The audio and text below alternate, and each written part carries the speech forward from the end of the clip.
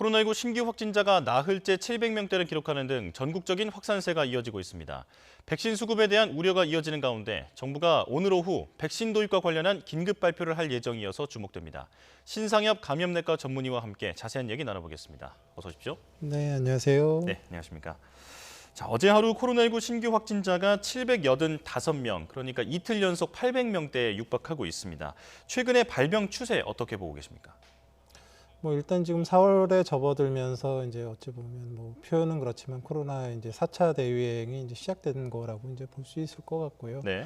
근데 지금 이제 그 유행의 양상이 과거의 1, 2차 유행은 어떤 집단 시설이나 고위험 시설 또 지역을 중심으로 일어났다 그러면 지금의 3차 또 지금 과거에 겪었던 3차 지금 이제 4차 유행 같은 경우는 그 지역사회 소리 없는 전파들 그런 것들을 통해서 특히 무증상 감염자를 통한 이런 그 감염들이 이제 지속적으로 이루어지고 있어서 한층 더 이제 사실 관리하고 통제하기가 어렵거든요. 그래서 이제 고위험 시설에 대한 대비보다는 국민 각각이 사람과 사람을 만나지 않는 그런 이제 노력들을 해야지만 어느 정도 이걸 갖다가 이제 타개해 나갈 수 있을 것 같습니다. 네, 지난 유행과 달리 소리 없는 전파가 늘고 있기 때문에 더 어려운 상황이다 이렇게 정리해 주셨는데요. 지역별로 보겠습니다. 수도권이 509명이 나왔는데 지난 14일 이후 열흘 만에 최다이거든요. 다시 500명대를 기록했습니다. 전체 지역 발생의 67%에 이르는데 수도권에서의 감염 확산 왜 이렇게 막기 어려운 겁니까? 결국은 이제 그 코로나19라는 거는 이제 사람들이 모이고 이제 특별히 좀 많이 모이는데 그 공간이 산밀의 공간이고 마스크를 벗거나 이제 대화를 하거나 이런 상황에서 이제 생기게 되는데요. 상대적으로 비수도권이나 이런 그런 농어촌 같은 경우는 사람들이 많이 모이기도 어렵고 그런 시설에 계속 반복적으로 방문하기도 어렵지만 수도권 같은 경우는 대부분 회사나 아니면 식사나 이런 그 운동이나 이런 일상생활 과정에서 사람들이 모이고 접촉하고 마스크를 벗는 상황들이 훨씬 많을 수밖에 없기 때문에요. 결국은 수도권이든 아니면 이제 부산 경남 지역에 있는 그런 또 다른 그 사람들이 많이 모이는 곳을 중심으로 지금 이제 전반적인 유행들이 확산되고 있는 상황입니다. 산밀 환경을 자주 방문할 수밖에 없는 그런 환경이 바로 수도권이다 이렇게 말씀을 해주셨는데요. 부산과 울산, 경남 지역 확산도 심상치 않습니다. 이곳과 수도권을 합치면 전체의 86.2%에 이르는데 대도시 지역이 그만큼 감염 확산에 취약하다 이렇게 볼 수 있을까요? 네, 말씀드린 듯이 이제 결국은 사람들이 모이고 사람들이 이동하는 그런 과정에서 이제 바이러스들이 옮겨가거든요. 바이러스는 스스로 생존을 하지 못하기 때문에 결국은 바이러스를 갖고 있는 사람이 어딘가를 이동했을 때 거기에 다른 사람들을 만났을 때 전파를 시키는데 수도권이든 아니면 부산과 같은 이제 대도시 중심의 이런 생활권에 있는 분들이 결국 그곳에 있는 회사와 음식점과 이런 것들을 다니면서 결국 이제 소리 없는 전파들 특히나 이제 3분의 1 정도는 증상이 없는 그런 코로나19 환자분들이기 때문에 본인이 걸렸는지도 모르고 일상생활을 하면서 사실 전파시키고 있는 부분들이 많아서 그래서 평소에 그냥 그 개인 위생과 이제 그 사회적 거리두기 이런 것들을 신경 쓰지 않으면 사실은 막기가 어려운 그런 유행의 양상을 보이고 있습니다. 상당히 어려운 상황이다 이런 얘기인데요. 정부는 최근 확산 추세의 우려를 나타내면서도 아직 중환자 병상 등 의료 대응에는 문제가 없다는 입장입니다. 잠시 들어보고 오겠습니다. 전체 환자 중 3%의 중환자가 발생한다는 가정하에 보수적으로 추산하더라도 하루 평균 약 1,300여 명의 환자가 계속 발생하더라도 큰 문제 없이 대응이 가능한 수준입니다. 지금 브리핑을 보면 그 요양병원 선제 검사와 백신 접종으로 사망과 중증 환자가 줄고 있기 때문에 의료 대응 역량에는 큰 문제가 없다 이런 입장입니다. 전문가가 보시기에도 실제로 크게 우려하지 않아도 되는 상황인가요?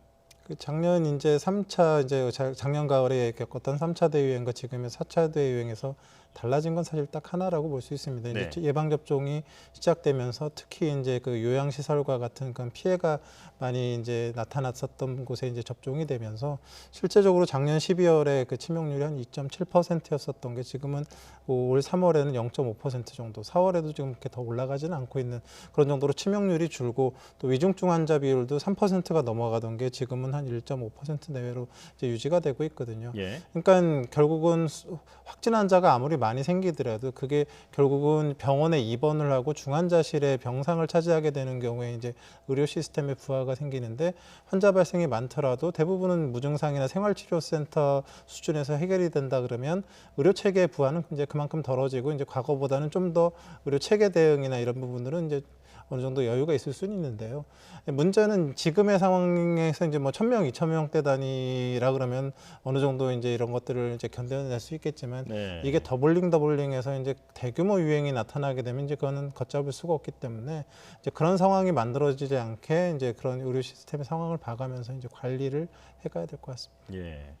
자, 과거보다는 나은 상황이지만 긴장을 놓아서는 안 된다. 이렇게 정리할 수 있겠습니다. 자, 경기도 부천의 노인보호센터에서는 백신 접종 이후에 감염이 확산한 사례가 있었습니다. 어떤 문제가 있었을까요?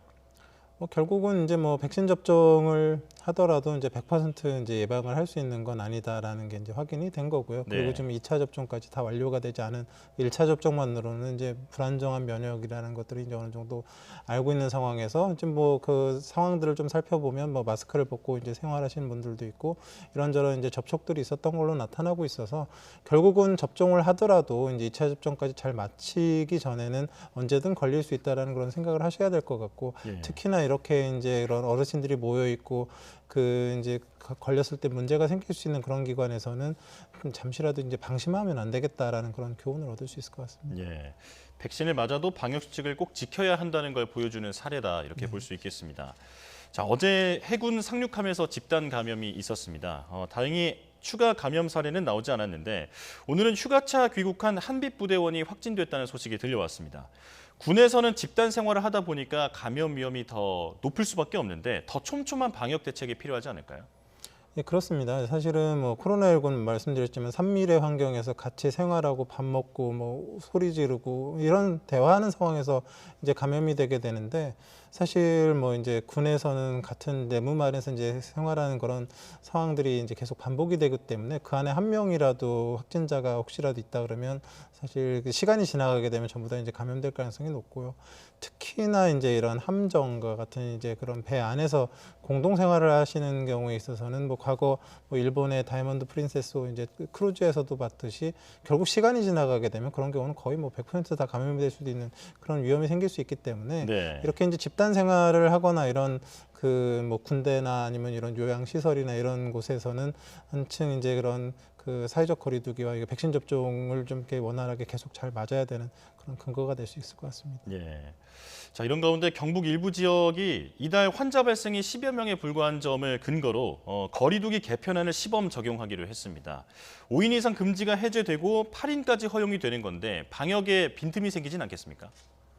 지금 뭐 일부 이제 경북에 있는 그런 지역들 같은 경우는 뭐 확진 환자가 뭐 거의 없는 상태고 실제적으로 산밀 환경에 사람들이 뭐 이렇게 밀집하는 그런 환경 자체가 형성이 되고 있지 않기 때문에 예. 결국은 거기서 환자가 발생하는 거는 이제 수도권이나 이런 다른 곳에서 이제 방문한 사람들에 의해서 일시적으로 감염이 생겼다가 그래도 이제 그게 증폭 집단이나 증폭 시설이 없기 때문에 또 금방 사라지기 때문에 그런 곳에서 뭐 일시적으로 지역에 맞는 그런 단계 조정을 할 수는 있는데 이게 혹시 또 이제 다른 그런 국민들한테 잘못된 메시지를 주지 않도록 이제 좀 주의를 해야 될 것 같고요. 네. 또 혹시라도 또 그런 지역에 가면 또 뭐 8명 모일 수 있겠더라 하면서 사람들이 또 몰려들면 또 안 되는 그런 부분들이 있어서 그런 상황들이 발생하지 않도록 또 관리를 해가면서 이제 뭐 시행을 해야 될 것 같습니다. 네. 자, 다음 질문은 도입 논란이 있었던 자가검사 키트에 대한 질문을 드리겠습니다. 식약처가 자가검사 키트 2종을 조건부로 허가했는데요. 보조적인 검사 수단으로 쓰겠다 이렇게 강조를 했습니다. 그런데 무증상 확진자는 정확도가 떨어질 수 있다는 우려도 나오고 있는데 어떻게 보십니까? 자가검사 키트는 뭐 이렇게 승인을 받았다라기보다는 이제 임상 시험을 전제로 이제 긴급 사용을 할 수 있는 그런 이제 길이 열린 거고요. 네. 결국은 지금 우리가 이제 진단에 사용하는 게 크게 지금 한 3가지 정도가 있습니다. 이제 하나는 이제 확진 검사에 쓰이는 PCR 유전자 증폭 검사가 있고요. 이 PCR 유전자 증폭 검사는 아무리 작은 유전자가 있어도 이걸 갖다 계속 증폭을 시키기 때문에 결국은 큰 덩어리로 돼서 이제 진단을 해내기 때문에 아주 경미한 무증상자들도 이제 당연히 이제 진단할 수 있는 능력이 있지만 네. 지금 이건 이제 자가 진단 키트라고 돼 있지만 실제로는 신속 항원 진단입니다. 그러니까 예. 이거는 그 검체를 채취한 그 상황에서 거기에 유전자가 충분히 있지 않으면 증폭을 하지 않기 때문에 진단이 되지가 않거든요. 근데 지금 알려져 있기로는 그냥 그 PCR 검사에서 나올 수 있는 그런 검체에 한 보통 최소 검체에 한 1000배 이상의 그 많은 유전자가 있지 않으면 이거 증폭을 하지 않기 때문에 진단 키트에 잘 나오지가 않습니다. 그렇기 때문에 증상이 심한 사람들, 바이러스 배출이 많은 사람들이야 진단율이 높겠지만 무증상의 이런 사람들의 진단율은 확실히 떨어질 수밖에 없기 때문에 이제 그런 얘기들을 하고 있는 거고요. 지금 최근에 하나 또 이제 시도가 되고 있는 게 등온 핵산 증폭법이라고 지금 서울대에서 거기 이제 자연대의 이제 대학원이나 이제 그런 교직원들 중심으로 자체적으로 검사를 하겠다라는 검사법이 하나가 있습니다. 이 검사는 PCR 그 확진 검사랑은 좀 다른데 이것도 유전자 증폭을 하는 검사고 이게 이제 한두 시간 정도면 이제 그 결과가 나오게 되기 때문에 이거는 굉장히 그래도 자가 검사 키트와는 달리 그 진단율이 높을 가능성이 높습니다. 그래서 정확도가요? 예, 그래서 정확도나 민감도 투기도가 굉장히 높은 걸로 알려져 있고 실제로 높을 가능성이 높기 때문에 이제 이런 것들이 실제적으로 이제 뭐 기숙사 생활을 하거나 학교에서 이제 그런 대면 수업을 하거나 할 때 활용될 수 있는 부분들에 대해서 어찌 보면 이제 처음 시도가 되는 부분들인데 이런 것들이 또 잘 좀 활용이 됐으면 하는 그런 부분들이 있거든요. 그래서 세 가지 종류의 이제 지금 검사들이 이제 활용이 되고 있는데 이제 진단 검사 키트는 이제 인재 승인 받았으니까 잘 임상 연구를 해서 적절하게 잘 사용할 수 있게 좀 더 잘 개발이 됐으면 좋겠습니다. 그 자가 검사 키트가 신속 항원 검사다 이렇게 말씀해 주셨는데 그러니까 그 항원이라는 게 바이러스를 뜻하는 건가요? 그러니까 결국은 바이러스의 유전자 조각이죠. 그 유전자 조각을 갖다가 이제 그 확인을 하는 건데 우리 기존의 PCR 검사는 그 유전자 조각을 막 증폭을 해서 아무리 작은 것도 크게 만드니까 결국은 진단이 되지만 그 항원 검사는 증폭을 하지 않는 그 안에 있는 유전자 양에 따라서 검사가 되고 안 되고 나오는 거기 때문에 그 검체 안에 유전자 양이 많지 않으면 사실 검사 결과가 이제 정확하게 나오기가 어려운 그런 부분들까지 고려를 해서 그걸 이제 실제적으로 어떻게 사용할지에 대한 부분들을 이제 고민을 이제 향후해야 되겠죠. 방금 그 사용처에 대해서도 말씀해 주셨는데 그렇다면 그 시범 적용이 된다면 어느 곳을 그 먼저 이 자가 검사 키트를 도입할 수 있을까요? 사실 그 지금 현재 상황에서는 뭐 도입을 해서 적용을 한다라고 얘기하기는 조금 이제 어려운 부분들이 있고요. 우선적으로 무조건 증상이 있거나 아니면 어떤 역학적 연관성, 그러니까 위험 장소에 방문을 했거나 그런 확진자와 접촉을 한 경우는 선별진료소 가서 확진 검사를 받으셔야 됩니다. 자궁의 진단 키트를 하시면 안 돼요. 그리고 말씀드렸지만 그냥 일상생활 하시는 증상이 없는 분들은 바이러스 설령 무증상 감염자라고 해도 바이러스 배출량이 적기 때문에 자가 진단 키트의 활용력이 떨어집니다. 그래서 이 자가 진단 키트는 기본적으로는 뭐 예를 들면 그 선별진료소에 가기 어려우신 그 거동이 불편하신 어르신들이 요양시설이나 이런 시설에 입소해 계시는데 뭐 이렇게 마땅히 검사할 바도 없고 그렇고 뭐 증상도 잘 나타나지도 않고 이런 분들의 주기적인 검사에 뭐 좀 도입을 해서 활용을 해볼 수는 있겠다라는 생각은 드는데 이제 그 민감도 특이도 이 관련 이제 임상을 하기로 이제 그 조건이 걸려 있고 이제 정식 승인을 받게 되니까 그런 연구 결과들이 좀 잘 나왔으면 좋겠습니다. 자, 이제 마지막으로 질문을 그 백신 관련해서 드리겠는데요. 백신 수급 불확실성을 해결하기 위해서 정부가 러시아산 백신 도입을 검토하고 있다고 소식이 들려왔습니다. 이게 충분한 임상 자료가 필요할 것 같은데 교수님께서는 어떻게 보십니까? 지금 러시아산 그 스푸트니크 백신 같은 경우는 이제 맨 처음에 이제 접종 시작될 때부터 논란이 있었죠. 결국은 3상 시험을 거쳐서 안전성, 유효성을 입증한 다음에 이제 접종이 돼야 되는데 이상만 마치고 바로 승인이 된 다음에 이제 접종이 됐었던 문제가 있는데 이제 그 이후로 접종이 되면서 어찌 보면 이제 3상 시험이 이루어졌다고 이제 볼 수 있거든요.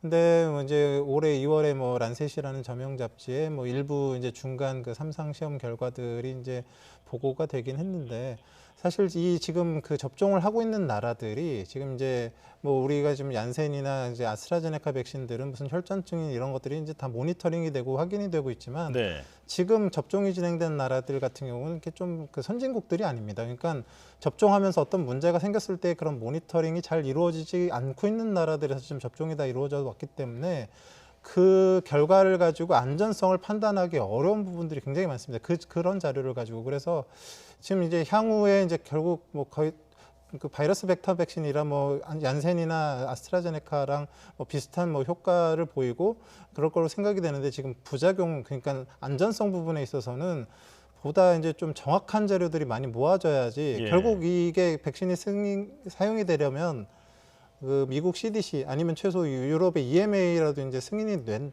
이후에 사실 우리나라에도 도입될 가능성이 높은데 네. 지금 이제 유럽 이제 승인을 받는 과정에서 이제 그런 자료들이 모이고 있는 것 같고 국내에서도 그런 자료들을 확보해서 좀 검토를 하고 있는 걸로 알고 있는데 안전성 부분이 좀 걱정되는 부분들이 있어서 네. 그거에 대한 충분한 검토 이후에 좀 도입이 돼야 될 것 같습니다. 네. 이 국민 불안이 없게 투명한 정보 공개가 반드시 선행되어야겠습니다. 지금까지 신상혁 감염내과 전문의와 함께 말씀 나눠봤습니다. 고맙습니다. 네, 고맙습니다.